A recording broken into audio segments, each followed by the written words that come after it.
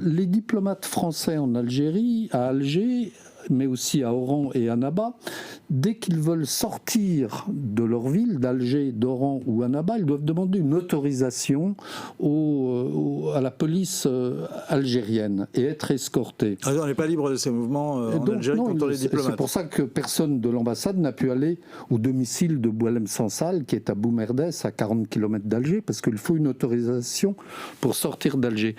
Disons que, je ne sais pas si M. Retailleau nous écoute, mais je lui suggère cela. Lundi, il décide, puisque ça dépend uniquement de lui, il décide que les diplomates français, les diplomates algériens en France, les gens de l'ambassade qui est dans le 17e arrondissement, au Parc Monceau, les gens du consulat qui sont porte de Vincennes, et les différents consuls d'Algérie en France ne pourront pas se déplacer en France sans avoir une autorisation.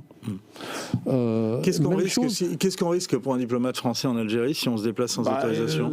Il vous arrête et il vous renvoie. C'est arrivé au numéro 2 de l'ambassade qui était allé se déplacer au moment des incendies de forêt en Kabylie pour aller remercier les pompiers français et il n'avait pas eu d'autorisation. Il a été reconduit à Alger, manu militari.